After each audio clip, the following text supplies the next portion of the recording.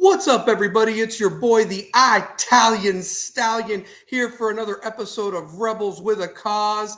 I hope we have a great show tonight. A lot of participation in that chat box because we got a lot to talk about.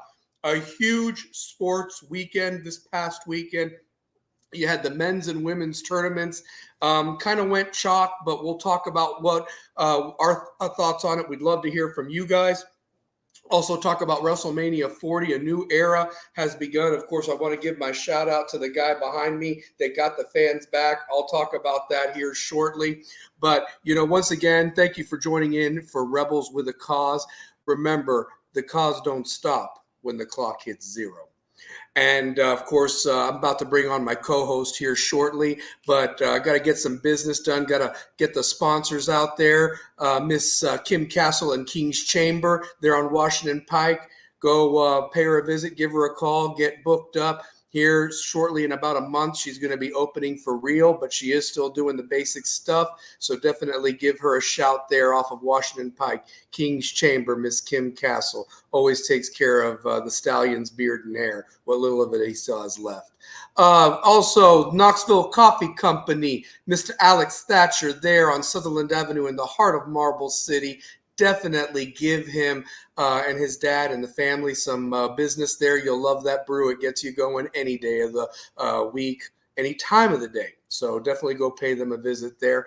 And also, last but not least, just remember that the views and opinions of this program are not affiliated with those of any other organization or of West High School. These are solely my brother, Two-Pair Tate, Brian Tate, and your boy, the Italian Stallion's views, and don't want them confused with anybody else's. Also want to give a shout out to the Rebel family. Happy Siblings Day. I'm sure that you all have your real blood brothers and sisters and so forth. And if you are an only child, just remember that you still got all of us in the Rebel family, that we are siblings for life. So happy Siblings Day. That being said, I want to bring in my brother, my co-host, Mr. West 2003, the voice of the Rebels for 18 plus years now. Big wrestling fan, big sports fan. Just give him a mic. He rocks it out, and I can't wait to hear his thoughts on this, as yours are. But let's give him a big round of applause. Ladies and gentlemen, Mr. Two-Pair Tate, Brian Tate. What's going on? Clap it up. Clap it up. And you clap. You clap. There we go. Yeah. What is good, my brother? What is good? Right now, so I had to make sure she was clapping it up because, man, some of her outfit's not appropriate for Rebels with a Cause, right? You know what I mean? You know what I mean? Well, hey, if I didn't hear her clapping, I swear I heard them in Mechanicsville and over there off of Sutherland Avenue. I even heard them in Sequoia Hills clapping. So yeah, Western Heights, everybody out there. Man, it's been good, man. It's been really good. It was a great tournament. I enjoyed both women's and men's tournament. I enjoyed Wrestlemania. I thought this, as being the 40th year of Wrestlemania, and I'm 40, you're 40, my woman's 40. It's kind of cool, man. Like that's been my life is sports, and it's been wrapped up in and also seeing guys get signed. We had a big week for that. Just a few hours ago, the Kimber twins of Fulton. I got to see these kids play with Each One Teach One back when Coach Jay, who's their assistant coach at Fulton, my cousin. Funny world that we live in.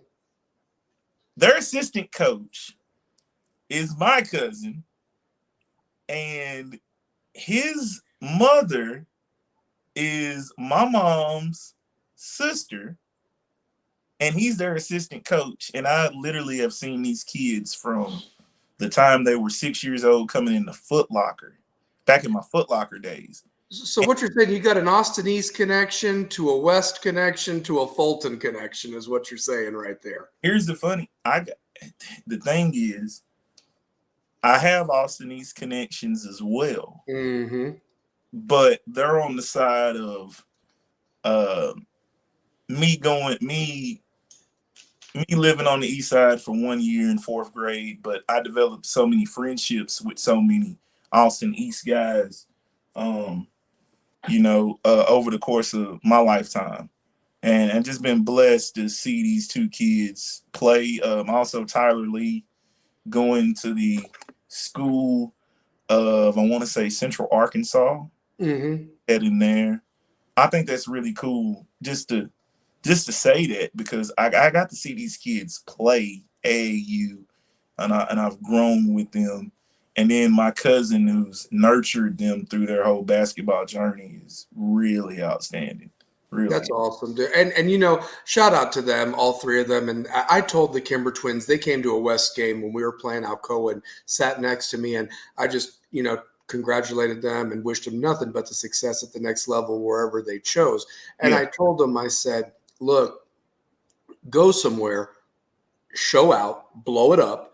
And with NIL now and so forth, somebody will elevate you. I mean, look at Dalton Connect. He played at a small school and nobody, look at that. Northern So and and and to be honest, when we look at his season, as much as Zach Edey was dominant this year, the best player in the country was in Knoxville, Tennessee. If you really got to watch basketball this year, he was the absolute must see TV for as he did it quietly. He didn't do it like you look up, he have 32. You look up, he have 35. You look up, he has 37. You look up, he's got 39 points. He did it in such a way that it flowed with the game. And I know it was hard for guys like Vescovy to step back, to not be the guy anymore, where the load goes down and decreases. Like, it said a lot for that team. And for them to finish fifth in the country, I mean, they pretty much were one of the best teams in the country. oh God, yes. I mean, if you think about this, literally the winner of the Tennessee Purdue game, and I think we said this from the beginning of the tournament, was going to play Connecticut. I mean, we really thought that. Oh yeah, And you're talking about bad refereeing, and I'll tell you this. I mean, where were the calls on Monday? I mean, because realistically, NC State, they were a complete no-show in the Final Four. I mean, they really were. they didn't. The thing was, we knew they were gonna fall. Mm-hmm. To be honest, I was saying it jokingly. I said it jokingly last week. I would have rather have them win, Yeah. just because of the story. Yeah. When you think about their run, 83, and Mm-hmm. now, Yeah. so you put those two things together in the whole aspect of being nostalgic. Mm-hmm. You see the mission accomplished, but UConn was the best team in the country. I mean, I hated to say it at the beginning of this when we started this journey 3 weeks ago, that is this the UConn Invitational, and it ended up being. I mean, they by default were the Big Ten champions because they did beat the two Big Ten champion regular season and conference tournament, and then they beat Northwestern like a drum too. So that was three Big Ten teams they faced on the way to the championship. Along the way, they beat that small team that they played that was a 16 seed. Then, of course, they went ahead and took care of Alabama, which I thought Alabama was with them there. It's just Alabama ran out of gas. That's the problem. Alabama out of gas, but I will say this: out of all the teams, Alabama gave the biggest fight. Like, They did. They did. Alabama, but seeing Tennessee beat Alabama, I'm just like, if you guys can't beat us, you're not going to beat them. I was absolutely just miffed of how bad Purdue's guards were to pair on Monday night. Alarmingly unathletic, could not create a shot. And when they did get a shot, they missed. They only made one 3-pointer, two pair. And to go against that, they made 10 against NC State, who had been very good on the perimeter guarding teams, like they did against Oakland, like they did against Marquette, like they did against Duke. But Purdue shot the lights out on Saturday, but didn't bring it Monday. And you could credit Connecticut's defense. But if you're focusing on Edey, and he still got his points, but nobody did Nothing. And you can't tell me that Zakai, Dalton, Vescovi, Josiah, they would have made more than one damn three-pointer had they been in that championship game. Yeah, and the thing is, Purdue's like second in the nation in 3-point like percentage, right? They were second in the nation. Yep. Yeah, because it was like the most efficient offense against the most efficient defense. I heard the commentators say that we haven't had that in a while for the games and so forth. So yeah, I never had faith in Purdue because I saw the fight that UT gave them. Mm-hmm. Like we do some similar things that UConn does. We just don't have the big man that plays like that. Like Adu came into his own this year, but when it came to matching up with Zach Edey, I don't even know if Adu was there. And now you got Toby Awaka in the transfer portal. It's like, dude, this is you're about to be the guy. What the hell are we talking about here? Check this out. Calipari is in the transfer portal. So that's what lets me know, like, it's never certain in college basketball because we just saw one of the best the best coaches in college basketball coaching Indiana State team that went 37-2, didn't get in the tournament. Mm-hmm. He's getting that job at St. Louis. And he's probably going to take half that team with him. Mm-hmm. And the nerd is in the portal, I hear, himself from Indiana State. So I don't know if Tennessee would look at him or not. And so you know where he's going. Yeah. You exactly know where he's going to St. Louis. If he doesn't go to St. Louis, yeah, I'd love to see him in Knoxville. But I just think Josh Schertz is one of the best coaches in college basketball, and I don't think he gets enough credit. No. I want to give a shout out to Shaheen Holloway because he coached a phenomenal game. To go on a 9-0 run to end the game, just from the NIT perspective, and I know we're talking NCAA, but still NCAA. We're still talking. I had to give a shout out to Josh Schertz, for what he did at Indiana State. He did it at LMU. Like he's a big time coach, and I hope the best for Josh. He's a phenomenal coach. Just off of the talent. I'll throw it out here right now. St. Louis is going to make the tournament if those guys transfer over to. If those guys transfer over, they're making the tournament. St. Louis will make the tournament as an A10 big mark. So yeah. And if Shaheen Holloway keeps doing what he's doing at Seton Hall, they're gonna be a problem to mess with too.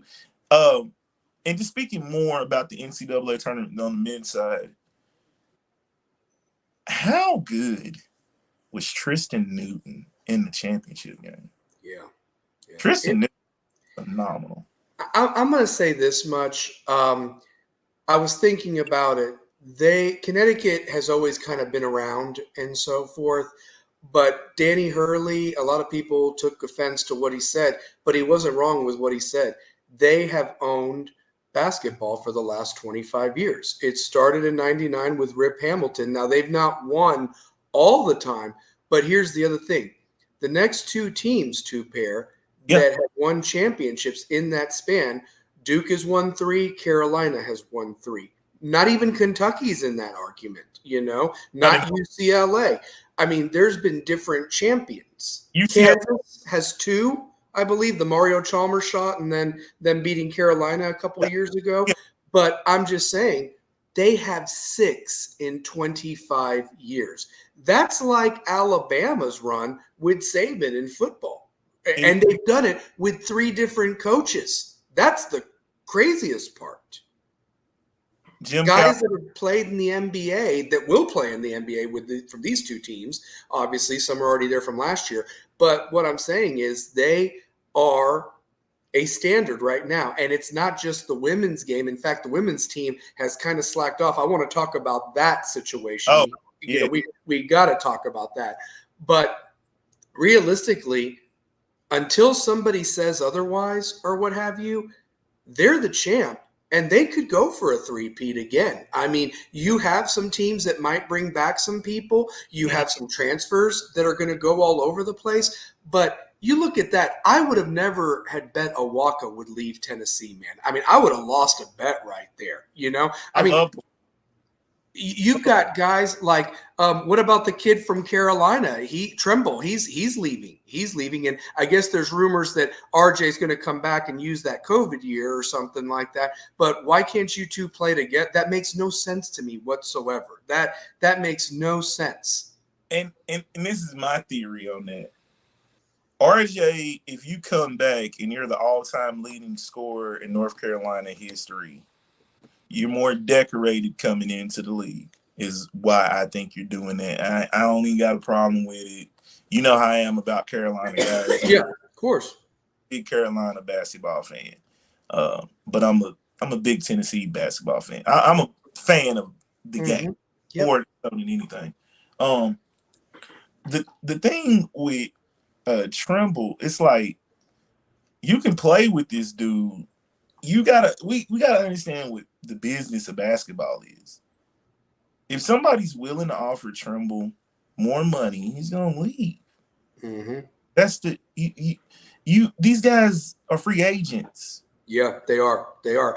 I think what's scary to me too, Pear, is the fact that more so in basketball than football. Football, you have 3 years to, before you can go to the NFL. NBA, you have to do the mandatory 1 year. But realistically, I look at some of these players and it's like you got them there to your school if they sign on the dotted line and you have them for 1 year.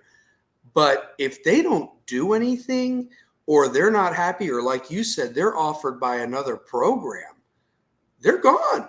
So it's almost like you got to re-recruit them every year when before it was kind of like you had to beg them to stay if they were all world talent or, hope that they were happy enough that they didn't get homesick and come back and go to another school, but they had to sit out that year. Now they can play right away. And that's there. I mean, and I'm all for it because listen, there's been so many guys screwed in the past that a coach like Calipari just ups and leaves. And then it's like, why can't I be released from my scholarship or my letter of intent? Now you can do that. Before, it was like an act of God to tear that piece of paper up. So I understand both sides of the argument. The chat box, you can chime in. But it's like become the wild, wild west out there, no pun intended. I mean, you can go anywhere. And that's why if a program is down, if they make the right decisions and get the right players, look at Carolina. Last year, they looked dead in the water. They get the kid, Ingram from Stanford. They get Cormac from Notre Dame. And look, it gelled. And sometimes it cannot work, but it gelled. And so I think that if you get the right players, look at Miami. I mean, Miami was a mess this year, but they're getting some transfers and they've gotten rid of a lot of players. Maybe Miami comes back next year, not Final Four, but at least make the damn tournament like you had been doing under Larinaga. I'm just throwing these out there. That you can become a contender like that. Look at Tennessee. As disappointing as last year was in the Sweet 16 with a chance to possibly go to the Final Four if you took care of business once Purdue got beaten and everything like that, they came back and did it. They did it this year and got further when you lost some pieces from last year's team. So, yeah. A ton of people, like, people don't realize. Shout out to Chris Smith. Oh, the milkman. Shout out to the father, senior, milkman senior. So that's milkman. That's the statistician for the West High football team right there. I'm gonna brag on Chris Smith. You want to talk about like a phenomenal parent. Like, it almost brings me to tears, bro. Like, I love Chris Smith. Like, he is a phenomenal parent. Like, whenever I be announcing the games, it would feel like he was like laughing at some of the stuff or some of the like, just like, he's the type of parent I wish all our kids had. Yep. Like, I love Chris Smith, bro. Like, I can't say a single bad word about Chris Smith. I am proud to say too, Perry, he is the reason that I'm where I'm at right now with the staff and so forth. And he is my brother. He is a friend. He's not only a phenomenal father, but he's just a phenomenal man in general, very generous. And I love being in that press box next to him and Carrie, who does the scoreboard. I mean, we are all part of that staff, and I love it more than anything. So, and he actually just shouted you out, you the man, BT. That's what he just wrote you. So, Oh, yeah, man. for sure. So, Man, but man. and by the way, we're gonna have him on just to let you know if he'll come on. I want him part of that panel because he's been watching West football now pretty set forward for the last at least 20 years almost and so forth. So the point of it is he could tell you which teams were the best and which teams weren't of all the people that have been watching. So I'd love to have him on that panel as we get closer to the season talking about past great West teams. So his son played with Calvin Walker in that bunch. Yep, he sure did. His nickname was the Milkman. The Milkman. Yes. Let me tell you how I came up with this nickname. Do you remember the movie that Joe Pesci's in called The Super? Yes. Yes. That's where you got that from?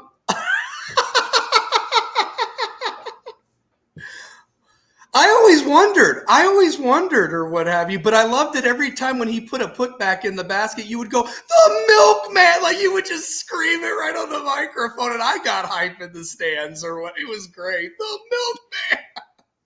That's probably one of my favorite like nicknames I've given somebody because I can remember the day that I called him. I remember what he did. I remember the game. Like I could just remember that nickname. And Well, like, he was a hell of a football player too. Tres Cinco, and anybody who wears 3-5 now is like the next Tres Cinco, and it was Mohammed this past year that was the guy. man, He was a great player phenomenal too. athlete, bro. Like Yeah. phenomenal. So, but phenomenal. I mean, he has 3 interceptions in one game against Morristown West, and that was in the 2011. I want to say it was either 2011 or 2012 playoffs. 3 interceptions in one game, and in fact, it was just tied. That was the Rebel record. It was just tied by our boy who won the MVP in Six Horde. He had 3 interceptions in that championship game to seal the back-to-back. What a phenomenal athlete. Man, I'm so glad. I'm so glad we got him at West. Like, yeah. Even And though he got 2 championships. So, you know, I mean, on Southern Avenue, he can get free Gus chickens on Southern Avenue, man. He should have an NIL deal with Gus. Him, Ryan Scott, CJ, Marshawn Bowers, Anderson Smith, all them dudes should get that, honestly, for being legends. So, them dudes got 2.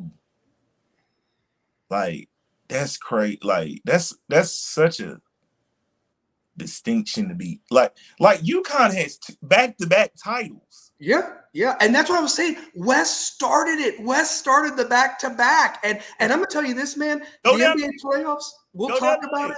I think the Nuggets are going to go back-to-back too. I'm gonna if we do an NBA playoff prediction and we talk about the NBA playoffs, I'm putting the Nuggets as the team to win it all again. Prove me wrong. So can I tell you, I got like 2 or 3. I got 2 or 3 different teams that could win the NBA Finals, though. Yeah, I got 2 or 3. I'm gonna keep my faith in my Miami Heat, even though they're getting smoked right now. They're getting smoked like a turkey. Well, you know they're my team too. They are my team as well. So yeah, but I'm keeping my faith. Keeping my faith.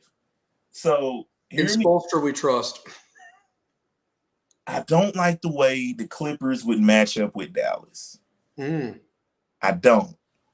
Because I feel like the Clippers could beat Dallas, but I like Dallas a lot because I like what they added. Listen, playoff Kyrie is a bad dude. Really, playoff Kyrie is a bad dude. Yeah. So I don't like the OKC New Orleans matchup. Zion, if he gets hot, man, and McCollum, I'm telling you. Right. This is my thing. Are the vets in New Orleans going to show the young guys on their team that they can win? Yeah. I know we ventured off NCAA, but we just started clicking on basketball. But we're going to be talking about it because it's going to start here in a couple of weeks. Right. Right. And so we've got to talk about something, and that's when I really get interested in the NBA with the playoffs. You know, I'll pay attention a little bit, but I really enjoy the playoffs and the fact that in a 7-game or 5-game series, anything can happen. Anything can happen. Anything can happen for sure. So, but Yeah. you know, to go back to, but like I said, the back to back has been the trend. And so here's my thing, and I'm just going to throw my shout out there. Why can't West start the three-peat? I mean, why can't West start the three-peat at this point? So, you know, I mean, until somebody beats us, prove me wrong, honestly. So, yeah. I think West got a good chance at going 3, but I what's wild about the whole back-to-backs is it started with West. It West did. started the back-to-backs because you had back-to-back West, back-to-back Alcoa, Chiefs. Yep. In the Super Bowl, they go back-to-back. And let's be real, as nice of a story as Michigan was, Georgia would have gone three-peat. We know that much. Oh, we know that much. Yeah. Georgia was the best team in the. I can't believe I can't believe Georgia loses to Alabama. Yep, and then gets completely left out, despite winning 29 games in a row or whatever it was, and so forth. Like we went with Texas. Yeah. Or Washington, who you know, I mean, yeah, they beat Texas, but yeah. Washington went undefeated. Yeah. Florida State went undefeated. Yeah, that's true also. Yeah. Florida State was one. The sad thing is it was just a year too late. The 12 team playoff starting. It was just a year too late. In years past, you had 4. You could have had 6 or 7 teams have a chance. And I'd have been so upset at that UT team because my God, like that team, just watching the recent games, I watched some of these playback and it's just bad. Yeah. Like it just was bad. Here's the funny thing. Do you ever remember a time growing up where the spring game is just getting pushed to the wayside? It's sad.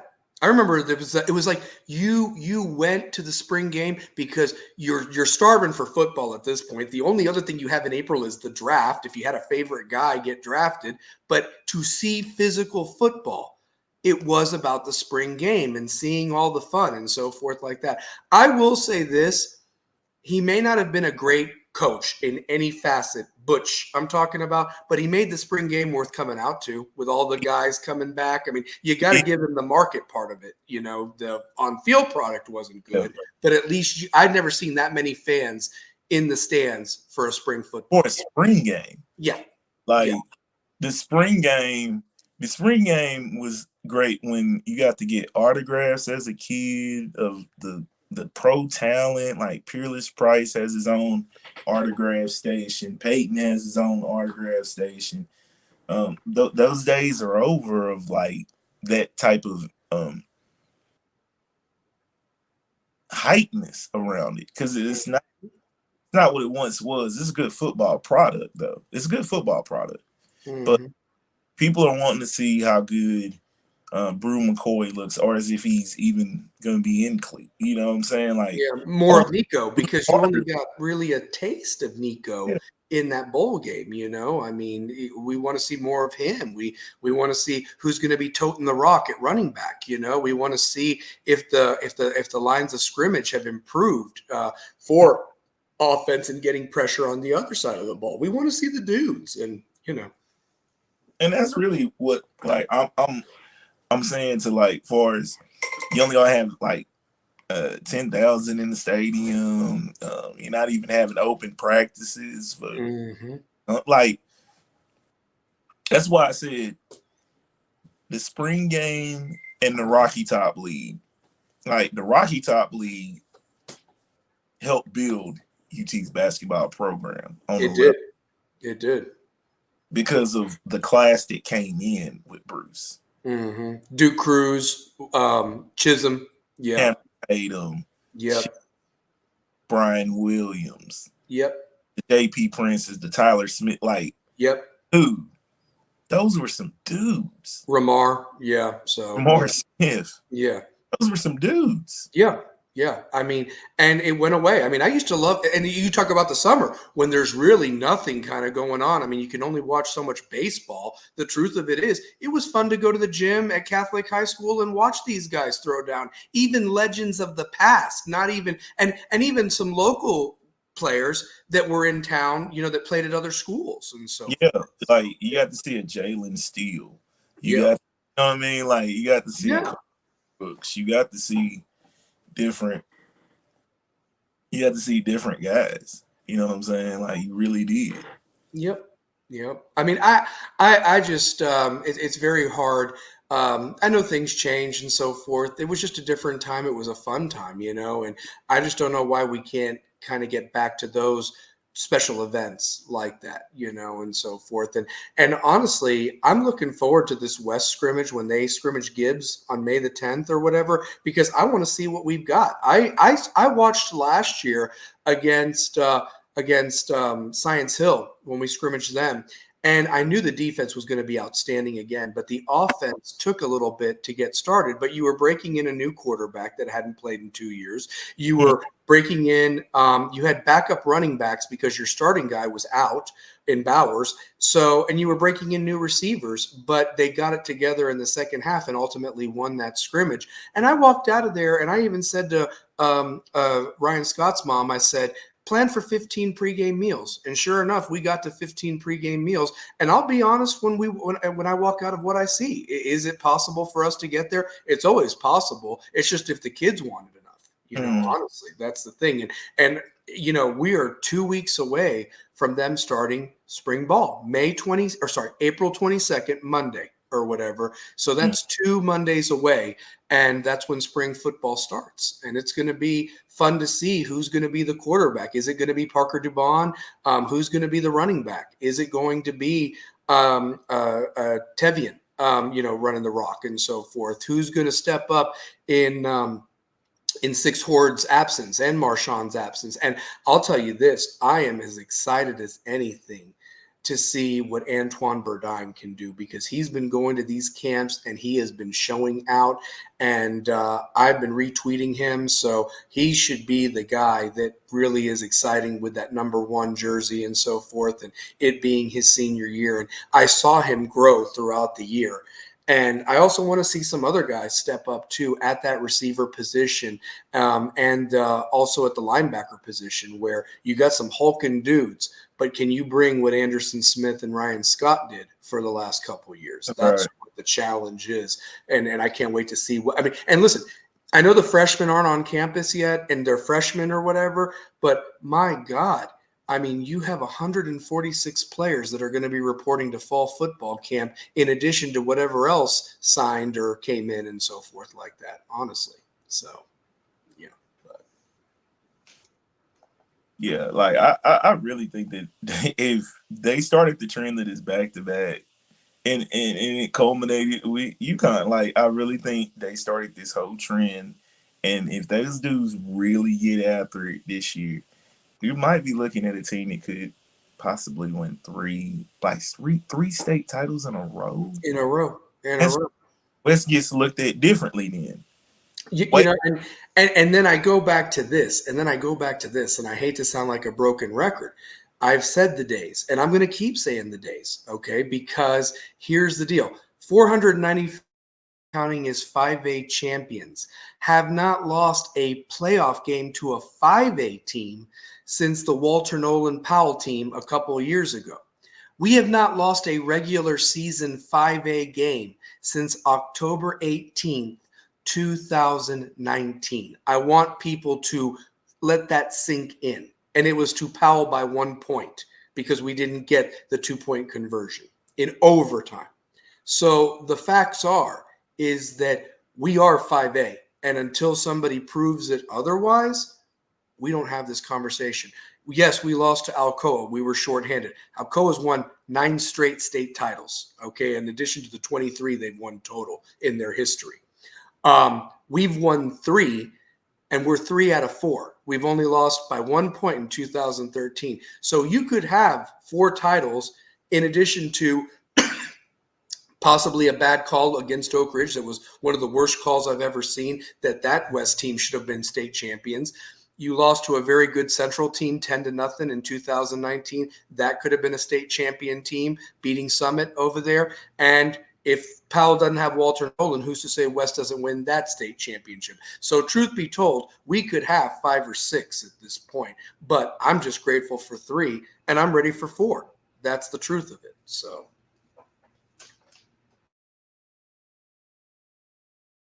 I think it could happen. Like I just think they just have an impressive an array of dudes that I mean, this the young talent like that they have this playing like it's deep in numbers, man. Like I'm gonna be really impressed. To get back to the tourney, one thing I really think is UConn was just mowing down teams by just being more prepared. It felt like they knew everything that was going to happen and they played. It was like to the point of I felt like I was watching an NBA team play. The way they go on those runs, those vaunted UConn runs. very team-oriented offense, not iso ball that you see a lot of the times with some of the teams. There were set plays. They passed the ball. Everybody touched the ball, it seemed. If you watch it, it's beautiful basketball. It's beautiful basketball. And they're making shots inside the arc. They're not just depending on the 3 ball. They'll use it if they need it. But they're around the elbow swishing them. Not short jumping, not overshooting. I mean, they're going inside the rim. And it's every time a guy put one up 2 pair, I was like 2 points. Like I didn't even think yell rebound. It was going in. Just my thought.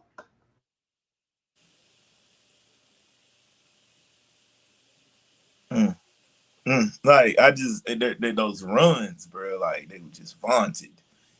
Like I have a question for you, and anybody in the chat box watching, I would love your commentary on it. Um, Obviously, Purdue didn't finish their story, and I'm not a Purdue fan by any means. And obviously, after what happened with the Tennessee game, but I will throw this out there. It would have been incredible to see another number 1 seed that lost to a 16 the previous year, only to come back the following year and win the whole damn thing. And it almost happened. I mean, they were 1/2 away from possibly doing that. So my question to you is this, 2 pair. If you were guaranteed to win the championship the following year, is it worth the embarrassment of being a 1 seed losing to a 16? Just throwing that out there. Anybody in the chat box can give me their answer. Think hard about it. let's ask Virginia. Yep. Cause look what they've been since. Yeah, that's true. So it's kind of like Yeah. It's a 50-50. Like 50 people are gonna say yes, 50 people are gonna say no. That's true. It's a nah, but then it's like, well, yeah.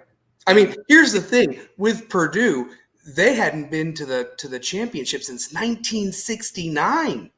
I mean, yeah, the last Final Four they were at was in 1980, I think. But if you're talking about in the championship, I mean, and here's the thing: what's going to happen to them? Like without Edey now, they're just kind of just going to go back to the old, middle of the pack Big Ten. At least with Gene Katie, they were always competitive. They were always up there, and yeah. But like you said, Virginia hasn't done squat since that championship improbable run. And I guess what I'm getting at is that, will you have another number 1 seed lose to a 16? Probably. But the thing is that I don't really talk about Baltimore, Maryland anymore. I talk about how that Virginia team did win a championship. And I just kind of just think to myself, man, if Tennessee was a 1 seed and lost to a 16, but was guaranteed to win their first national championship in basketball the next year, I'd take it. I'd take it just because you've never hung one. You've never hung one. So, and It's a you know, yes or no, because it's like, yeah, yeah, but I don't want the after effects. no. Oh God, it's yeah, Virginia is suffering the after effects. yeah, yeah. No, you're right about that. I will say this much. I will say this much. I was proud of Tennessee to get to the Elite Eight Oh, because you absolutely. got pretty far in the tournament. I mean, think about this: 68 start with a dream, and you're down to 4 2 weeks after those announced pairings. And the fact that you get to the Elite Eight, you were in the conversation till the end because then it's down to 4 and then it's down to 2. But it stinks to get out in the first weekend. That's like the worst feeling in the world, man. Honestly, it As, really is. as Kentucky, as Virginia, as Florida, Mississippi State. Mississippi Yep. State, Auburn, the embarrassment there. Auburn. That was one of the worst. I've had time to reflect on the entire tournament. Auburn was horrendous to lose to that Yale team. Just awful. Just Mississippi just State, awful. Mississippi State's up there too. Yeah. Mississippi State, you give Tennessee the biggest punch ever, to where you got people in Knoxville like worried. Mm-hmm.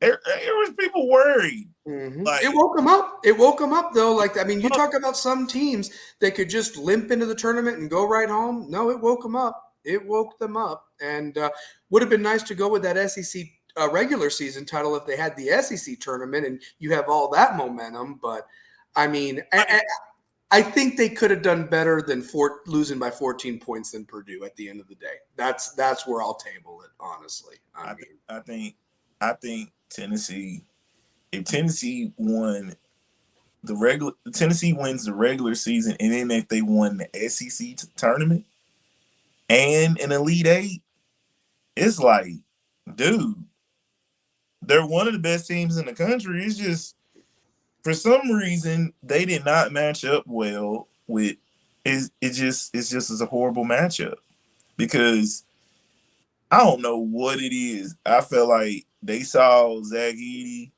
and Adu got the Edey flu.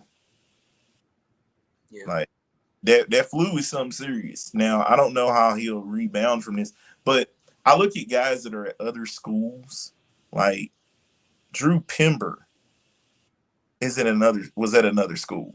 Like, Mm-hmm.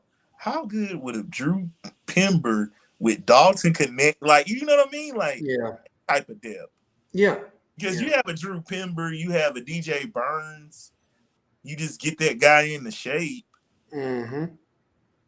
It look like a different ball game, man. But I will say this: that women's Final Four was must see TV. Well, let's transition to that. My second question was I'm not surprised, but I am surprised. The women's tournament for the second straight year outdid the men in terms of the ratings. Yeah, but when it comes to the WNBA, it doesn't hold the same. Not even close. Not even close. The product. Yeah. Yeah. Yeah. And their tournament's always been their tournament two pair has always been chalk, I feel. Yeah, they have an upset now and then, but it always is the best teams. I mean, that Elite Eight was fire. That Elite Eight Fire. was unbelievable. Fire. And all four teams, NC State ran into a buzzsaw against South Carolina, but NC State had every right to be there in that women's Final Four. But my point is you had Caitlin Clark and Iowa, you Mm-hmm. had Connecticut, the women's royalty, and Page. you had South Carolina, who's become the new Tennessee, in my opinion. They have become the new Tennessee of the SEC. And I mean, these two tournaments proved this. You have a phenomenal basketball player that got to the championship game, whether there were calls in their favor, whatever. But at the end of the day, this is a team oriented sport, and the two best teams in their respective tournaments won. and they were combined with 2 losses. South Carolina went completely undefeated. Connecticut only lost twice all year, which I still don't even know how they lost twice at this point. Yeah, and then you looking at like, man, Caitlin Clark is a phenomenal player. Mm-hmm. But in that championship game, Raven Johnson was Oh. on her. Like, she went 3 of 11 on Raven. Mm-hmm. And Like, who was the freshman for South Carolina that ate her Wheaties that morning and just lit it on fire? Tessa Johnson Yeah. Yeah. went crazy. Went Yeah. crazy. Cardoso, I felt like Cardoso. Oh my God, the 6'7". I mean, you talk about the Edie for the women's game. I mean, and she can move. I mean, she's like everywhere, getting the rebounds, the putbacks. She can make the shot from the elbow. I mean, she was a wrecking crew, and they didn't want none in the second half going inside there. They didn't want none of it. Honestly, they couldn't get the layups they were hitting against the other teams they played. I mean, that was not LSU they were playing anymore. That so. Well, let me ask you this too, Per, because I want to get to that Final Four game between Connecticut and Iowa. And anybody in the chat box, please chime in if you watched it, if you saw it. I have my opinions. Connecticut, when they were on top, loved to talk a lot of junk. They did, and they had every right to because they were on top. Okay. But man, I have never seen so much hate. And let's be real, Connecticut is where ESPN is. Mhm. ESPN hosts the women's tournament and everything like that. But when you got like Sue Bird and Diana Taurasi, I don't think Lobo said much because she couldn't, because she was calling the game. But they're making damn death threats to like Caitlin Clark and all that about the WNBA. You ain't going to make it or whatever. And, that's just a test of what you're going to go up against. And it's like, so much for women's solidarity or whatever that, you know what I mean? Like, and women wonder why they haven't taken over the world because of catty crap like that. Just throwing that out there. I know this is what she said. She said, um, it's gonna get realistic when you get here. I'm thinking to myself, Realistic. if she is doing this to some of the nation's best, yeah, the professional game is different, Mm-hmm. but I think just she's gonna shoot. She's playing. She's gonna be playing in Indiana, Mm-hmm. where basketball is loved. Mm-hmm. And She's they have some WNBA championships too. The Fever have been a pretty good team in the past. So yeah. Tamika Catchings. Yep. With Tamika. Yep. You know what I'm saying? So I think she'll be in a good. She's not going to be in a great situation for as winning wise, but you put the players around her. Like, yeah, she's gonna come to a realization when she plays against Taurasi because Taurasi's gunning for her. And Chelsea Mm-hmm. Plum is gonna be ready. Chelsea Gray is gonna be ready. Like, the women's game has good players, but it ain't nowhere watched like women's college basketball. Yeah. Like, you got Cameron Brink at Stanford. Mm-hmm. You got Juju Watkins at USC. Mm-hmm. South Carolina is the dynasty. Mm-hmm. Paige Bucher's over at Connecticut. So You still has Flage, yeah. who's one of the best rappers and give you a 20 piece with ease. Mm-hmm. It's like, dude, the women's game is flourishing, but in the professional sense, it ain't flourishing.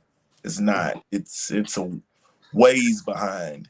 I've been waiting for Larry Frank to chime in. He goes, Caitlin couldn't finish the story. Good riddance, Herman Munster. So dang, those are fighting words right there. That's my guy Larry. So I'm telling you, I mean, let me ask you this too, Per.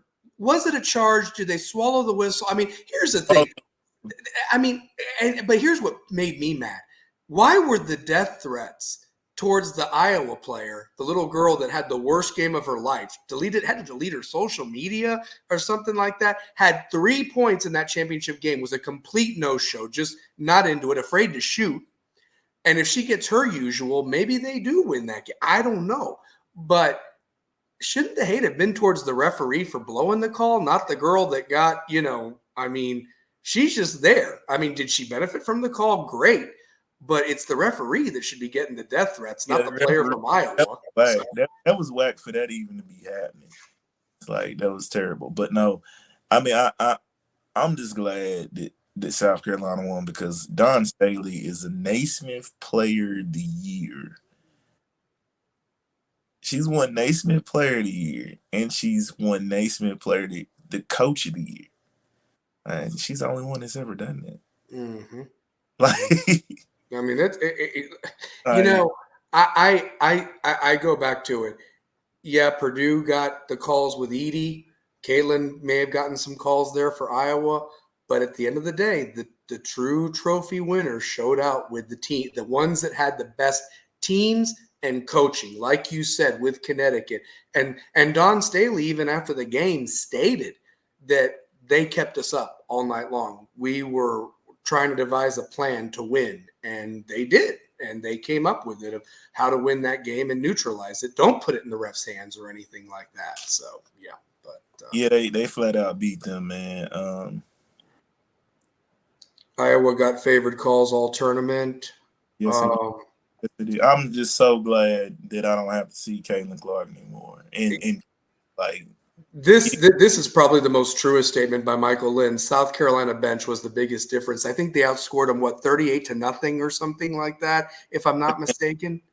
that bench is crazy. That bench But was nuts. um, man, I lost my train of thought that quick. I'm Sorry. sorry, bud.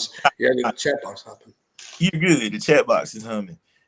Has South Carolina replaced Tennessee? Are they the new In Tennessee? women's, yeah. Yeah. I'm hoping this new coach, we got to talk about that Mm-hmm. of who Tennessee hired. Shout out to you for breaking it or what have you, that story, because everybody thought that was fake news. So, but Broke it early with Kim Caldwell. Yeah, broke it early. I had her name wrong. I had like Kim Stevens at first. I was like, I don't oh, know. that was the girl that used to work at Channel 10 all those years ago. That's the reporter with Ted Hall. So Kim Stevens was her name. So yeah. Yeah, no, Kim Caldwell. I'm intrigued. I'm intrigued by it. So, uh, you know, I think between it needed to go in a fresh direction. I liked her press conference yesterday. I like what she said that she's not Pat Summitt, but she wants to make this program that Pat Summitt would be proud of, and so that's good. That's good, and obviously everywhere you look there's a statue outside of Thompson Bowling Arena. There's murals, there's her name, the head, I mean it's all over the place, and it's a big shadow and it comes with a big responsibility. But the thing that this lady needs to do, the recruiting classes have been abysmal. I used to remember a time when Tennessee would compete with Connecticut to sign the top class. That's not even the case anymore. Mm-mm. You are not getting the top 75 girls and hoop girls anymore like you were, and so forth. You're just not even getting them. And so, but again, with this transfer portal, because it can go for the women as well, just like it can be utilized as a tool for the men in basketball as well as football.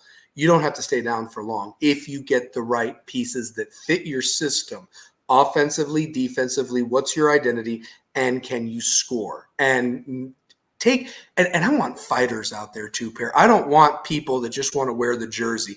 They need to go out there and compete and not be a laughing stock anymore, because that's what it is. I mean, so Connecticut actually dropped the Tennessee Connecticut game because we're not even we're not even in their league anymore. That's in women's side, so shoot. But That used to be the game.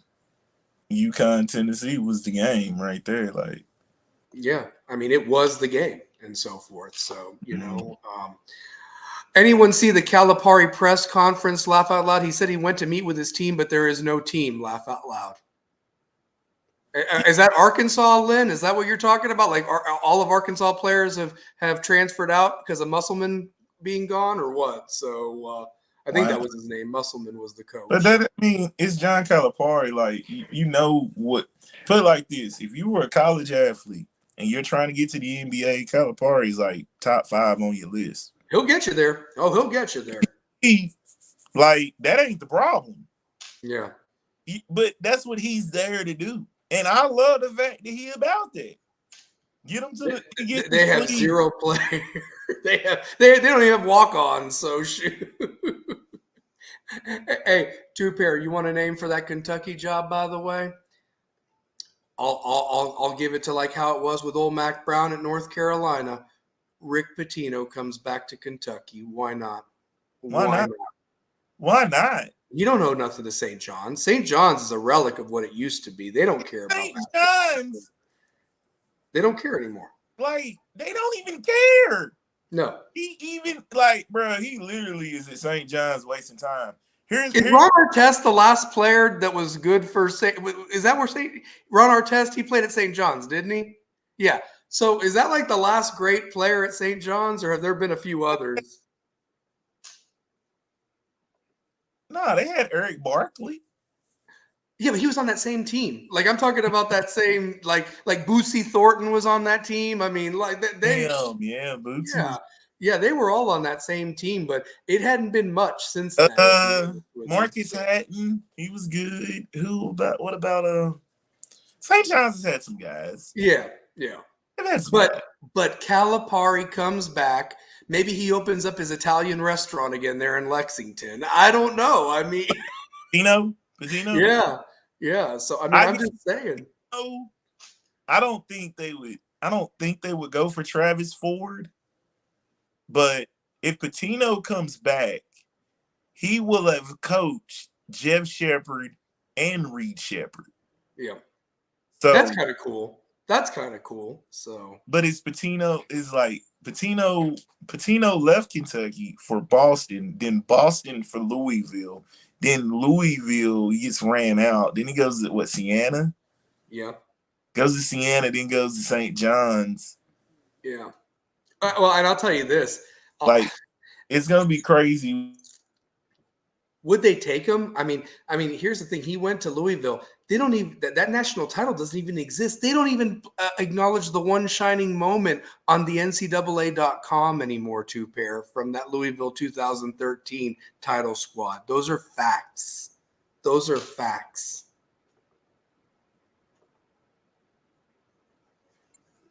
Hold on, they wiped it?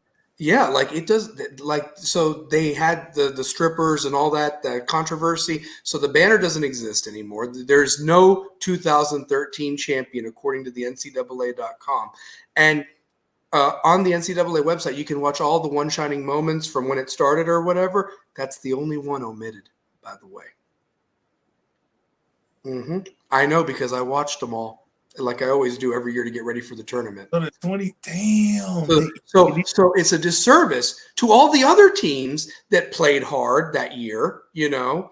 But yeah, their little faces are not on that one shining moment. I'm sure it's on YouTube somewhere, but it's not on the NCAA website. So yeah. So Pitino's championship doesn't even count. He doesn't have 2 titles. So he doesn't. He only has the one at Kentucky. Yeah, because they took that one off. Damn. It's no different than how Michigan basically had to vacate their banners with the Fab Five, even though they never won it, but they don't even have the runner-up banner or nothing like that. And so, and I say screw that. Like, it's crap. It's crap. I mean, yeah, it really is. So. Like, with all the NIL stuff now, like, let that junk go. Like, yeah. That's like, it's just like Reggie Bush should get his Heisman Trophy back. Bush that Heisman back. I mean, that guy was just electric and fun to watch, and I wasn't even a Trojan fan. So yeah, give Reggie Bush his Heisman back. Yeah. Lynn put Drew from Baylor interviewing soon for Kentucky. You want to know something? I mean, if I were him, I would stay at Baylor. He's got a hell of a recruiting class coming in. I saw a kid play for Montverde that just won the high school national championship for them or whatever, and he's going to Baylor. I mean, and they always have athletes, and, you know, they had a rough year this year losing like they did to Clemson, but Clemson just got hot. I mean, Baylor has been traditionally a good program, and with Oklahoma and Texas leaving the Big 12, I think that they're right there to compete with Kansas and Houston for the top spot. You know what I mean? I really believe that. So yeah, and the thing about it, like Scott Drew, he's a hell of a coach. Jawan, hey, let me tell you this, man. Let me tell you this. Jawan Howard is from that coaching tree of Pat Riley down there with the Heat and so forth. So I mean, I don't know if they'd hire Jawan or whatever. I just think Kentucky. Um, doesn't Mark Pope coach somewhere too? Mark BYU, Pope, that was the big center for them for a while there in the '90s. Is it BYU? He's at BYU, so maybe they give Mark Pope a chance to bring home somebody from the family or whatever. I don't know. So I mean, I ain't gonna lie. One day, Rajon Rondo is gonna make a hell of a coach. yeah, yep, yep. Rajon Rondo would make a hell of a coach. Mm-hmm. um, Mm-hmm. if I was a betting man, I like Travis Ford, but I don't know if Travis Ford gets that job after Calipari. I think they should go with Pitino. Yeah. But Is there an NBA assistant that may want to go back to college or whatever like that? Or maybe a lot of NBA assistants are kind of waiting for that NBA job or something like yeah, that. yeah, like I don't. Yeah. Hard to say because right now I don't really see anybody getting fired yet. Not yet. It could happen. Wow, the Heat got spanked by the Mavericks. Two pair. Look at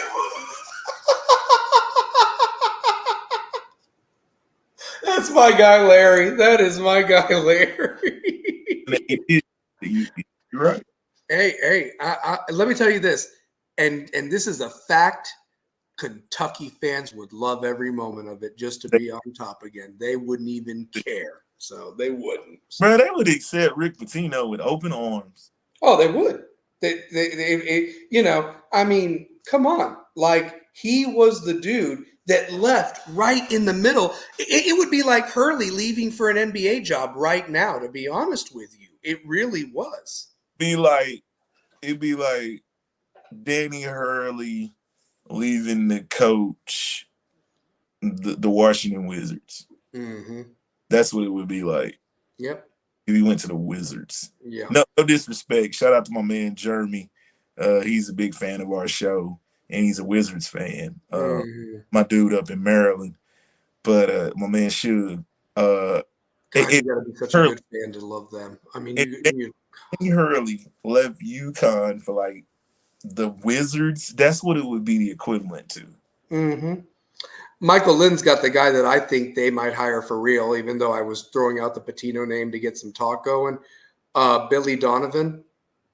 Billy Donovan. He is from the Patino tree, but I don't think he'd leave the NBA, will he? So. No, he likes coaching at the highest level. It's like once you Who is he coaching? Who is Donovan coaching right now? Bulls, Is he? Think Mm-hmm. he got him. He got him right back into the play. Like they started at 5-14 this year. Mm-hmm. To get them into the playoff, like play-in conversation. And Larry's a huge Chicago Bulls fan. LFJ, you talk. He's a huge Bulls fan, and he's told me that just is like the curse of Michael Jordan over there. After they disrespected him and Phil, they have just had all the bad luck you can think of. Derrick Rose. I mean, it's documented and so forth. So yeah. But again, money talks, laugh out loud. I mean, you're right. You're right, Lynn. I mean, you can't. That's why these players are going to other teams if they get a good NIL deal. So a coach is no different at this point. Now it's just legal. Larry Frank goes, "Take Donovan, please." That's the Bulls fan right there saying that. So that's all you need to know about that one. Man, it ain't Donovan's fault, man. He ain't got he ain't got the coverage. He ain't got Lonzo. Like think of this team with Lonzo and the different dynamic that he brought to that team. Like they just not the same team. Mm-hmm. You know, they got a lot of pieces though. Like Chicago got pieces. They just not. It's not winning. Donovan ran the SEC. So my question to you two pair is this: whoever they do get to go to Kentucky, whether it is Patino or Donovan, it's not like that they're not going to get recruits. I'm not doubting that. But how is it going to look from a standpoint that, the Kentucky fans that do remember the 90s, it's a different game now. You know what I mean? You got to get with the times. And again, like I said, you can use that transfer portal to your advantage and jump right up there. But I mean, it's a hard tournament to win. And those Kentucky fans are thinking, oh, 38-0, and we're going to the national championship, SEC regular season, SEC tournament. Let me just say this. With Oklahoma and Texas coming to this league now, in all sports, is going to be difficult. Baseball, football, basketball, men's and women's, softball. Their damn softball women's team has lost 3 games in the last 4 years, it seems like, or something ridiculous like that. And I know it's just softball, but again, this conference is incredible in all the sports. It really is. Love it or hate it, it is, and that's why ESPN threw the millions of dollars to have the exclusive rights. And CBS is now Big Ten exclusive. They are just exclusive Big Ten. They have been for a couple of years now in basketball. Their ratings, I remember Saturday, Sundays, I would watch CBS more than ESPN. Now my TV doesn't even leave ESPN for Saturday hoops, honestly. From 12 to 10, it's on ESPN with whatever showcase or big matchup they want on there from the SEC or the Big 12 or ACC. It took CBS trap, man. They took that trap. They took over because CBS was raking it in off college basketball. That was college basketball and SEC football. CBS, it ain't what it once was, man. They can't compete. ESPN, ABC, that's a heavy hitter. Conglomerates. It's like CBS, what they do for the tournament with True TV, TNT, and TBS. Now that works. That works. Yeah, that works. Yeah, because that's their big money maker now. What about your thoughts in the chat box can throw about this? A lot of people talking about that 9:20 tip-off on a Monday night. And again, that's tradition. That's how it's always been. I couldn't see it. I could see it maybe at 8:30, maybe like the NBA Finals. I think the NBA Finals starts at 8:30, right, or whatever. I traditionally, back when I used to when I was a kid, but then it kind of makes sense because that game was normally very late.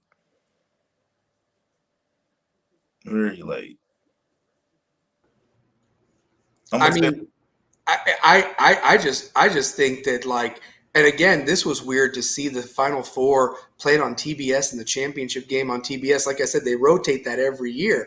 And that's what I was talking about that year that we were talking about the Villanova, North Carolina game. And I know that's a shot at you and Larry's heart, when that Villanova guy made it. But that game was on TBS. It wasn't even on CBS, And that's part of the agreement. That's fine. Next year's tournament's on CBS. The Final Four and the championship will be on CBS next year. Well, what they should do is just, if you're going to broadcast them on all those stations, just go ahead and broadcast it on all of the conglomerates. Just broadcast it live. Mm-hmm. Mm-hmm. You would double the share revenue off of it if you're doing it simultaneously. It's literally, you don't have the same commercials. You can watch it on True TV. That's the best way I would have done it. Mm-hmm. Oh, yeah. Larry Frank said NBA Finals are at 8 o'clock. You know what? You have a point there, too, Per. Why didn't they show they use all 4 channels in that instant? Because doesn't ESPN for the playoff, for the championship, they have the round table of the greats. They have different angles. You can watch the game without any commentary. The Zoom camera, that would have been interesting. The different perspectives you could have watched it, and I think they missed a huge opportunity with that. Huge. So and they could have had a Final Four panel on TNT, do the one without commentary on TBS, and have a field level pass on True TV. And then CBS would have the major game if they did it that way. I think that'd be perfect. Look at the commentary right here. Larry Frank, NBA Finals are at 8 o'clock. That's correct. Michael Lynn, I wake up at 5 in the morning. 9:20 games suck. Absolutely. Then here's this. Larry Frank, I watched Monday Night Raw. I didn't even care to watch it, to be honest with you. And I understand that because you were wanting to see the Raw after WrestleMania that just happened to be on that same day.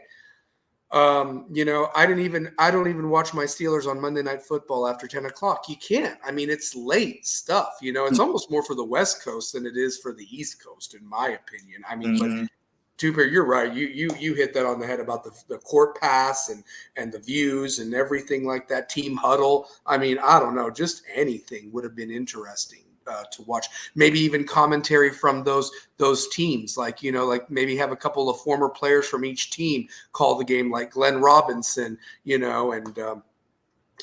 the guy that torched Tennessee a couple years ago, Jackson, I think was his name, that played point guard for them. What was for Purdue? Carson Edwards. Yeah, Carson Edwards. Yeah, so have them two call for Purdue, and then you have Rip Hamilton and what's his name, Emeka Okafor call the game for Connecticut and everything from their perspective. Or Charlie Villanueva, or Villanueva, yeah. You're gonna win so many different routes with it. Napier. So yeah, I mean, yeah. Mm-hmm. So I'm just saying that there were some things there. One thing I do want to say. Before we kind of transition, we finished with basketball. Who are some teams next year that kind of intrigue you? Obviously, it's way too early. I mean, way too early. But some of the teams that intrigue you next year that could give UConn or South Carolina maybe a little run for their money without thinking, why can't they go back again and win it all? Chat box, go ahead, chime in too. I don't even know what teams could do it, to be honest. I don't know. It's gonna be tough. I don't know what the teams are even gonna look like next year, because this transfer portal, like De Leon from Tennessee is transferring. Like I'm seeing it. It's just I don't know what these teams are gonna possess. Like, I don't even know what Arkansas is gonna have. Like, I don't know what USC is losing both Bronny and Isaiah Collier. Like, Isaiah Collier is going in the draft. It's wild. Like, it's a crazy time in college basketball. Like, college athletics is a really crazy time. You want to know something else that you threw out there earlier? We were talking about spring football kind of going to the side, and so forth. The craziness of next week, because a lot of teams have their spring game this weekend or what have you, from what I understand. You got the Masters this weekend. Monday at, I guess it's 9 in the morning, maybe even it's midnight, the transfer portal opens again for football. So you have that. You have basketball, both men's and women's. It really is going to be the wild, wild west. And there's not enough coverage to keep up with who's with who, or or who's going where. Not to mention, you have until the 29th, if I'm not mistaken, to declare for the NBA draft, if I'm not mistaken. So there's that possibility too for teams. And it's a lot to keep up with. And when the dust settles, I guess we could always make who we think could do it, because right now, this is also the last year of the COVID rule. If RJ Davis does take advantage of that and come back for a 5th year, after this year, there is no more COVID rule. It is back to the 4 years unless you redshirt because of an injury or something. Thank God. I'm so tired of it. Like, thank you, Jesus. No more COVID rule. Like, no more COVID rule. Thank you, Jesus. I'm done with the COVID. Like, we got guys playing forever in college basketball. Like, no. Yeah. Find something else to do. Hey, isn't there some overseas basketball they can play, or the G League or something like that? I mean, the Toros are looking for some new players. They are. Somebody. G League. Oh, my bad. They're not even anymore. G League at night is over with. My bad. Oh my God. Yeah, they ended it. Yeah.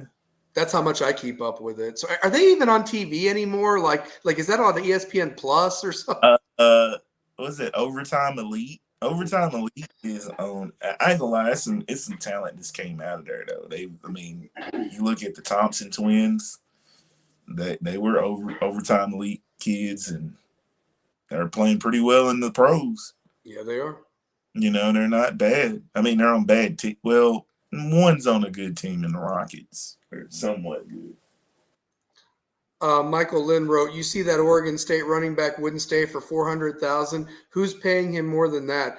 Maybe Michigan State because that's where his coach went and so forth. He just walked out in the middle of the night. Jonathan Smith. Maybe he'll follow his coach over there to Michigan State. I don't know. So, um, uh,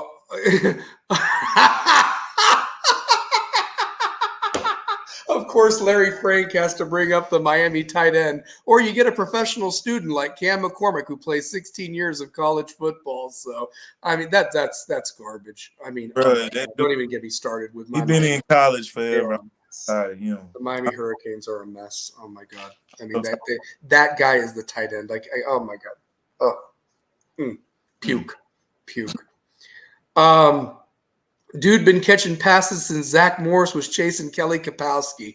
Amen. Amen. The problem, Larry, is he doesn't know how to catch. He's the 6th offensive lineman for Miami or whatever like that. He don't even know how to catch. So that's the problem there. Well, I'm going to transition to Wrestlemania, and anybody that's on the chat box, hopefully you watched it. Hopefully you didn't. I'm going to just get this out of the way, and then I'll let Two-Pair and everybody else talk, and I'll just be quiet. So for 1,316 days, this wonderful man behind me, my tribal chief, has been the champion. And I got so much crap at the WrestleMania party for rooting for the only person rooting for this guy to win. And the clowning that I received was justified. I said, that's fine, whatever. And this is all I'm going to say about it. Yes, was it a tad long? Fine. I thought it was going to be done last year, to be honest with you. I really did. Should have been done last year. But to go through the whole year and all that. Build up. The build up. I get it. But I would have been fine with Cody being the guy last year doing it. This year, I wanted somebody else. I would have been fine with Drew McIntyre, or I would have been even fine with Damian Priest cashing in. And I'm going to tell you why. If you're going to disband the bloodline, then put the Judgment Day as your new big faction that like Evolution and teams like that. You already have the women's champion. They're probably going to make Dirty Dom and Finn Balor your tag champ so they can have all the belts like Bloodline did. But I'm just saying that as much as everybody cheered and roared for Cody Rhodes to win, you're going to like it for maybe 4 months, and then you're going to miss this guy behind me. I could be wrong. But the thing is I look at a wrestler like Cody Rhodes, and if he didn't have the last name Rhodes behind it, a guy that looks like that is just not believable to top a dude like this that's been in wars with Braun Strowman, Brock Lesnar, John Cena. I can go on and on and on and so forth. And I'm going to be very curious who is the next champion that takes it off of Cody. My vote is for Gunter. I think they're going to push him as the next big hoss. But that's all I've got to say about it. I love my tribal chief. I am a Roman Reigns fanatic. I'm probably a big loser. I dressed up like him and everything. The pictures on Facebook if you want to laugh at it. But I just want West to be like Roman Reigns, where we just keep it going for 1,314 days. But anyway, I'm done. You talk. I'm muting myself. Go. Oh my god, that was funny. That's funny. Hey, your outfit was crazy nice though. I ain't gonna lie. That shit, that Roman Reigns outfit was hard as hell. I ain't gonna lie to you. Nah, man. WrestleMania was good. I just like the build up, but the thing that got me was my man Drew McIntyre, like losing like that, like 5 minutes. It was like, bro, he wasn't even a champion till Monday. Like that jump was here today, gone today. He felt all of that and lost all of that. That's great cinema though. That's great cinema. Do Like, you think he should have signed the contract they offered him? Because he still hasn't signed his extension with WWE. And some people have said that might have been why that happened to him. So, oh. And then the whole CM Punk thing, like, bro, like I saw that coming a miles away. Like, I just felt like Damian Priest was just in the back with the briefcase, like this, watching on the monitor. And then it's like once he saw what he saw on the monitor, I ain't never seen nobody haul ass like that, like except for Seth Rollins. That was wild though. That um It was a good WrestleMania though. It was a great weekend. Great weekend. Really good. I will say this much. No, it was a great WrestleMania. No, I was very entertained. I loved my favorite match of the whole WrestleMania was the tag match for the titles with the ladder match. And I'm not an Austin Theory fan by any means, but it's cool that they've broken up the titles and each brand will have their tag. And this stuff with R-Truth and The Miz is hilarious. I mean, that is wonderful TV. That is the R-Truth is ageless. Ron Killings is ageless. He looks Dude, younger than his own son. So shoot, I mean, like 47 years old. Have you ever seen a ladder match where the guy is saying yeah, tag me in a ladder? yes. I Like, mean, he is funny. When he was in the Women's Royal Rumble, he said, "Those were women." I mean, he said that like those were women, and I mean, it's pure gold. I love the guy, and awesome. when so many dudes two pair have been shown the door, he's still there. He's still there. He's not a puppet for Vince or some entertain. He is a legit worker and gets the script that's in front of him and does the job. And a lot of people should be grateful instead of taking their ball and going home and crying when they don't get their way. And there's been a lot of those guys the last 20 years in WWE. That's a fact. So, And he's also a dope rapper. Like he got bangers. Like the dude is a nice rapper. I ain't gonna front. I didn't realize how good of a rapper he really yeah. was. What's Like up? What's up? So, set it off. He got some hits. But now and I'm a Miz fan just because of his work ethic. And if you I didn't it, I didn't realize, like, I would have never thought the Miz would have been like a main event type. It's like he's a superstar though. Like Miz is a pretty good wrestler. he's great on the mic. I mean, you talk about a guy that had to self promote himself, even from his real world days in MTV. I'm the Miz, and I'm awesome, and his flamboyant outfits, prayers to his wife Maurice, who I used to love when she would come out there and so forth. 40 years old, our age, breast cancer, two young babies. I mean, that's going to be tough for them going through that. And then not to mention, the show's kind of, I don't watch it, but the show's kind of a hit on USA, Ms. and Mrs. or whatever. So, but he's still around, and what a moment on Monday Night Raw, if you saw it or not, that John Cena came out and him, R-Truth, and Miz were in the middle of the ring with their arms up. They had won the six-man tag match. And I was just thinking to myself, 12 years ago, Miz and John Cena were main eventing WrestleMania in Atlanta. Yeah, And I look was how there. full circle it is that they're still kind of around and able to compete at a high level. And these are men in their 40s, 40s, almost 50s now. And And so in all three of them. movies and just really taking up, like, been in pop culture. When you look at it, like those dudes are very relevant in pop culture.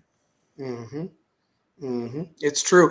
What do you think about Larry's comment? Truth has been there since 2000. Why did he just win his first Mania match? Triple H. I mean, honest, I'd say Triple H. And then So, timing, because when Truth did get hot, it was when he was a heel, yeah, and you Truth is such a good guy, he couldn't be a heel. Like yeah. he was a great heel, But the timing of when he was a heel was like during almost SummerSlam to, you know what I mean? It Yeah. wasn't. The timing wasn't there, maybe. I know that there were some injuries too. The other thing too is to finish with Roman Reigns or whatever, you talk about somebody that was forced down everybody's throat 8 years ago and nobody wanted it. Nobody did. Not even me, and this character he owned that role, of Roman Reigns, this tribal chief thing. R-Truth, trying to make him, a heel, but he's a face. I mean, you gotta go with what the people is believable and so forth, and you can't be something you're not. Cena is one of those people that could be a great heel or a face. I know he's been more of a face, but when he was the doctor of thugonomics with them raps back in the day and his insults, that was like The Rock on the mic. I think Rock is a better heel than he is as a face. I really believe Man, that. The Rock could pretty much be anything. Like the Rock, Anything, the, anything. this is the Rock I love. Like this is the Rock I grew up with. That Mm-hmm. that was Rock of my 8th grade, 7th grade life. Yep. When he was with the Nation of Domination. When he Rock, was with the Nation of Domination. So, yeah, yep. I grew up with that Rock. Yep. Yeah. You know, Versace shirt wearing, glasses wearing, talking about have you ever had poontang pie?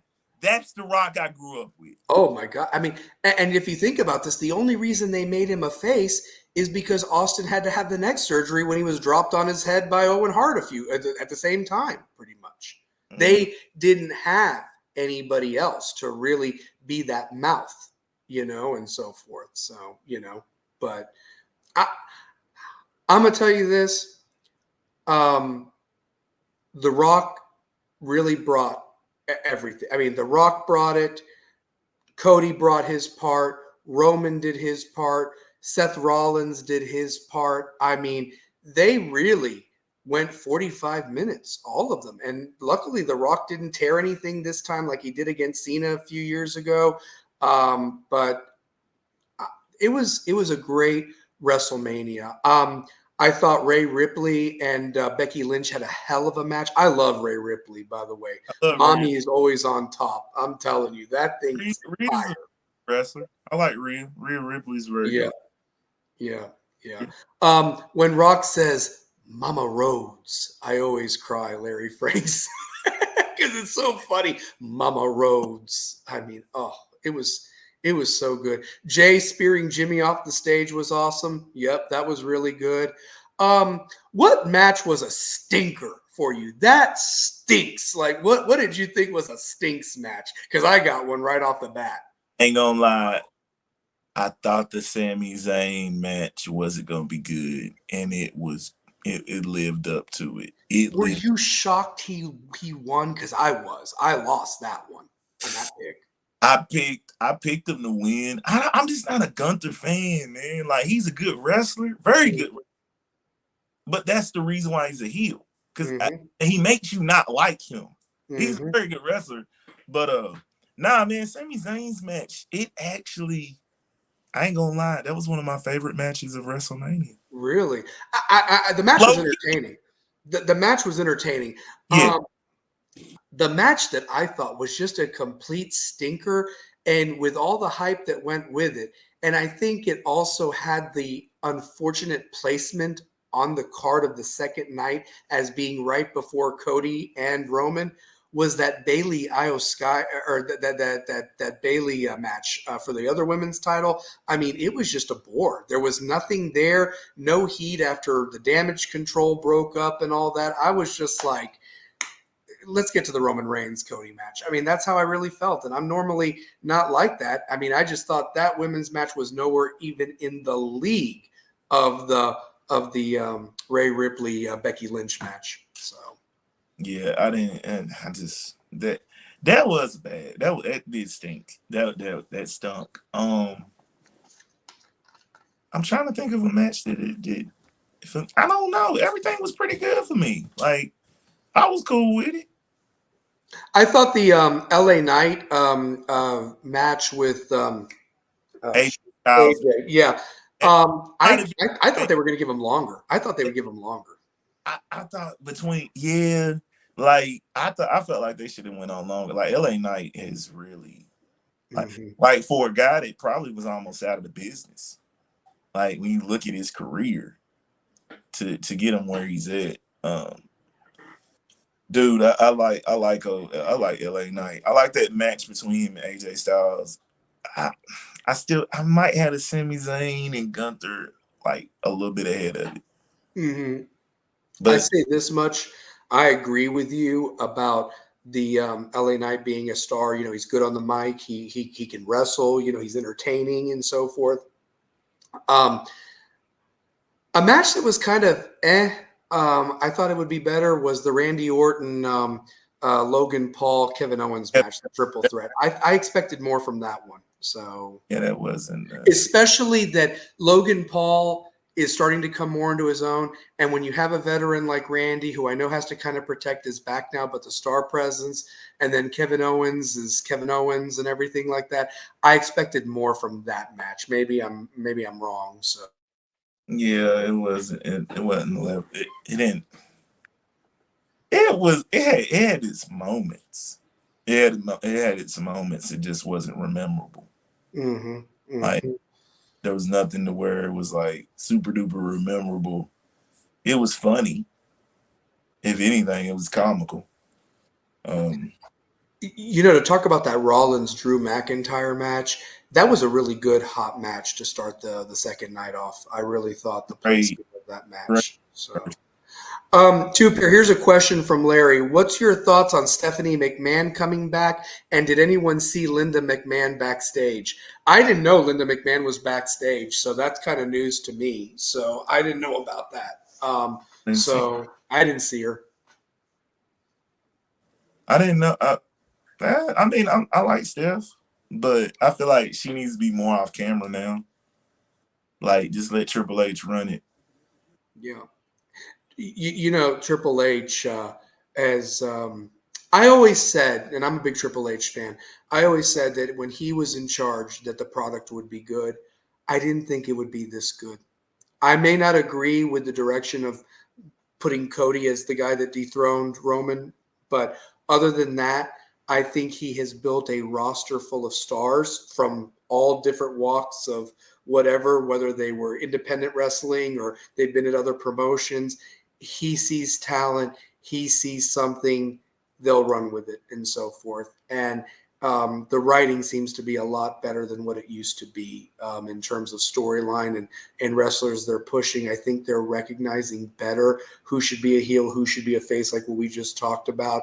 I'm just intrigued of where they go, you know, of what happens to what are you going to do with Solo Sikoa? What are you going to do with Jimmy Uso now that the bloodline's pretty much done? Main Event Jay is doing his thing, but what are those two guys going to do? Are they going to be a tag team and try to go for the titles again, or what's their ceiling? You know, so you've got wrestlers that have talent, but where's their place in Triple H's vision is what I'm getting at, and so forth. So yeah.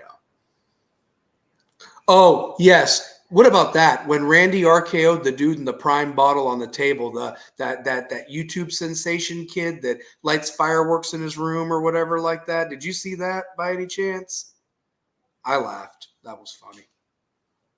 That's wild. I don't know. WrestleMania was good for me, man. I ain't had no problems with it. I ain't had no problems with it. Yeah. What about the Hall of Fame? Did anybody watch Paul Heyman's speech, by the way? So many backhanded comments to so many people.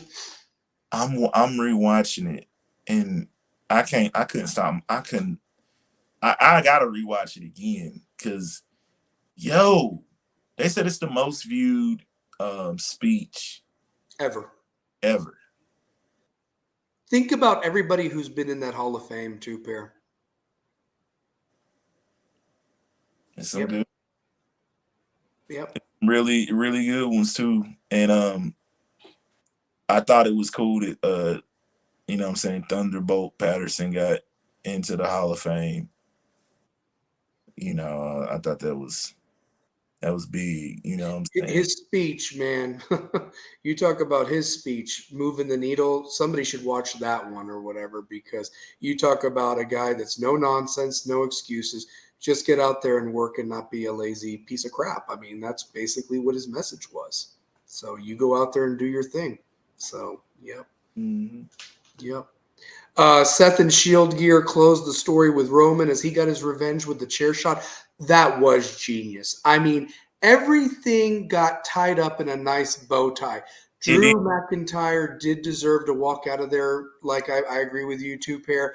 But he did get his moment, even though it was for 5 minutes to win the title in a live crowd. He didn't get to do it because of COVID when he yeah. beat Brock, so that got tied up. R-Truth winning the tag belts finally, that was huge. And then of course this thing with Roman, getting his revenge on Seth, because Seth has been in his been in his brain or what have you, and it ultimately cost him the championship because he should have used the chair on Cody, not on Seth. So I hopefully love they'll bring a match up there. I love the way they tied it. That was a great storyline. That was like that was way to tie it in. What do you think about this, two pair? Brock should have inducted Paul Heyman. Brock should have inducted Paul Heyman. What do you think? Brock Yeah. who I'm trying to think who inducted CM Punk. No. Who didn't? Who was his who inducted him? I'm Oh, trying to well, it was Roman. Roman inducted him. Roman. Roman inducted him. So yeah, yeah, yeah. All the history of the past WrestleManias: Rock versus Cena was revisited. Taker versus Rock was revisited. Roman versus Seth was revisited. Yeah, I mean, it was one. That's the writing I'm talking about, guys. Like, it's like if you've been paying attention for the last 10 years, this is what needed to be all wrapped up to go to the. Rock. Which WrestleMania was Taker Rock? Never happened. Was supposed to happen, but Taker got hurt and so forth like that. So yeah, I was like, I don't think he ever. Taker's got he got some classic ones though. yeah, yeah. How many matches Taker lose at WrestleMania? Twice he Twice. lost to Brock Lesnar and Roman Reigns. So Okay. I think he finished 20, 22 or 20 in his career at WrestleMania. So yeah, Okay. yeah. Only thing missing was the glass shattering. If Stone Cold Steve Austin had come out, holy shit! So I would have said so. That would have been if that would have happened for Oh, WrestleMania 40. two pair. If there was a roof on that dome, if that had been a dome stadium, the dome would have blown off. Honestly, like Yeah, they had to do that outdoor. They had to make that an outdoor stadium. yeah, yeah. I Like mean that with the stratosphere. they only have done that like Philly for the 40th because of you induct Paul in Philly. Like it's the that's like a place where he marked his territory with his company ECW, and I really think is a true genius in the sport. When we look at like just his vision, like he predicted everything that happened. Like because of him, there is an attitude era. You know what I mean? Like Mm-hmm. How many stars came from ECW to WCW, then to WWE, or just went straight to WWE? yeah, exactly. You know what I'm saying? Like he's one of the greats. Yeah, Larry, enjoyed the show, guys. Work in the morning. See y'all next week. See you, brother. Thanks for all the love and support. Wrap up pretty shortly. Yeah, yeah. So, two pair. I was going to ask you, um, with with the WrestleMania now being over and so forth. I always am curious of what is the next thing that wrestling's going to do. They have two pay-per-views that aren't even in America. They're going to Saudi Arabia again, and then they're going back to England for another like Clash at the Castle and so forth. So I'm sure they'll probably promote CM Punk versus Drew McIntyre there and everything like that. But I guess my point is it's going to be very interesting to see who's utilized and who has that chance with Roman out of the picture and with Seth Rollins taking some time off with his knee and everything. who's going to take that torch and become the next big star. And they don't even have to have a belt. I'm just saying who's going to be the dude that really runs with it, because you got some opportunities now. You really do. So. Yeah, it'd be great to see like who's gonna take that pass, and like who's gonna be the guy. Like, can Cody be the champion? Like, can he hold on to it for 365 days? I think he can. Till Rock comes back next year. So, and I believe WrestleMania next year is in Vegas, just to let you know. Vegas is hosting next year. So, I mean, that'd be dope. Yeah. And you know what the thing is, they can have a vision, but realistically, I did like what Triple H said about the fans are going to move the needle of what they do and so forth, which is nice to know, because for years the fans have been completely shit on and ignored. But it's also who stays healthy, because freak injuries happen, and that could change like anybody's business. So it's so hard to predict who could be there next year, just like we're trying to predict who would play on these teams for college basketball, men's and women's, next year. So, right. Sure. So, yeah. Well, does the chat box got anything else? I did want to say this to keep it Rebels related. Our soccer team lost a heartbreaker yesterday to Hardin Valley 2-1, unfortunately. So hopefully they can get on the winning track in their next game. I believe their next game is going to be.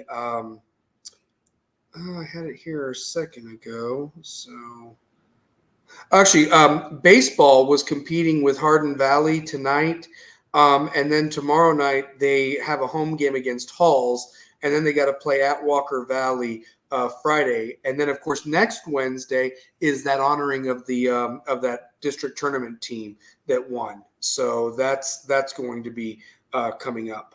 And that should be interesting. The baseball team also did win a couple of games over the weekend. They beat Coalfield 1-0, and they also beat the Lakeview Christian Lions 4-3. So they did pretty decent in that tournament, and lost to Clay County, Kentucky 9-8. So they went 2-1 in that tournament over the weekend and so forth. Baseball that I was watching just then. So interesting stuff there.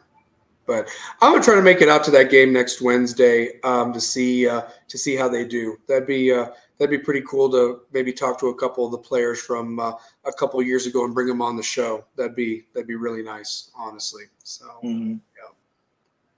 So well, Two Pair, what else you got, bud? What else we thinking? So good, man. I think we covered everything. Yep, for sure. Covered everything once my phone shows it's on 7%. So I got you, brother. I got you. So, well, next week we'll talk about that team, the West team and so forth, and see what we can do about that, and obviously have a preview with the of the spring football going into Monday. Might even have a roster of guys from last year to see if they will be back this year, and see who we can talk about there. And let's talk NBA. The playoffs, the seeding should be done, and we can talk some NBA next week as well. So for sure. So yeah. Well, Bud, go on ahead and close us out like we always do, and we'll wrap it up. So yeah, for sure. Man, y'all know it. It's Rebels with a Cause. We do it again. Throw your dubs in the air. Love, peace, and chicken grease. We'll see you next week. Throw your dubs up. Stallion and Two Pair out. Go Rebels, as always.